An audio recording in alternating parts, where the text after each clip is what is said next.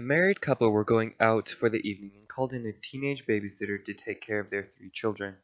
When she arrived, they told her they probably wouldn't be back until late, and that the kids were already asleep so she needn't disturb them. The babysitter starts doing her homework while awaiting a call from her boyfriend. After a while, the phone rings. She answers it, but hears no one on the other end, just silence.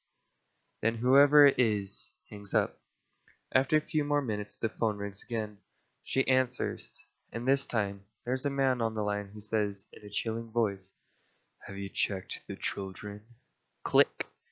At first she thinks it might have been the father calling to check up, and he got interrupted, so she decides to ignore it.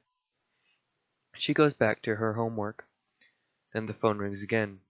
"Have you checked the children?" says the creepy voice on the other end. "Mr. Murphy?" she asks, but the caller hangs up again. She decides to phone the restaurant where the parents said they'd be dining, but when she asks for Mr. Murphy, she is told that he and his wife had left the restaurant 45 minutes earlier. So she calls the police and reports that a stranger has been calling her and hanging up. "Has he threatened you?" the dispatcher asks. "No," she says. "Well, there's nothing we can really do about it. You could try reporting the prank caller to the phone company." A few minutes go by, and she gets another call. "Why haven't you checked the children?" the voice says. "Who is this?"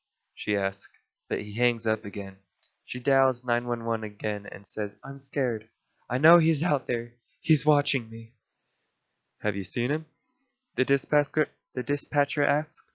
She says no. "Well, there isn't much we can do about it," the dispatcher says. The babysitter goes into panic mode and pleads with him to help her. Now, it'll be okay," he says. "Give me your number and the street address, and if you can keep this guy on the phone for at least a minute, we'll try and trace the call."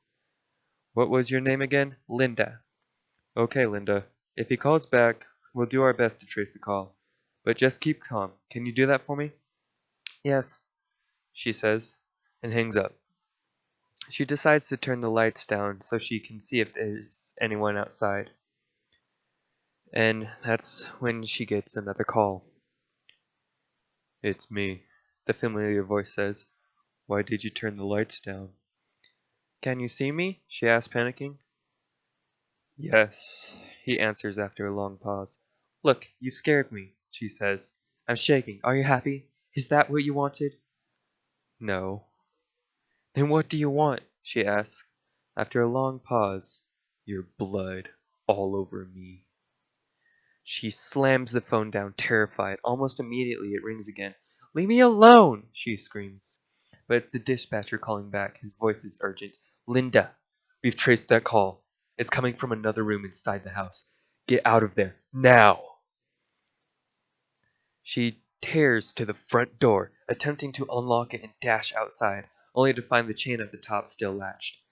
In the time it takes her to unlock it, she sees a door open at the top of the stairs. Light streams from the children's bedroom, revealing the profile of a man standing just inside. She finally gets the door open and bursts outside, only to find a cop standing on the doorstep with his gun drawn. At this point, she's safe. Of course. But when they capture the intruder and drag him downstairs in handcuffs, she sees he is covered in blood. Come to find out, all 3 children have all been murdered.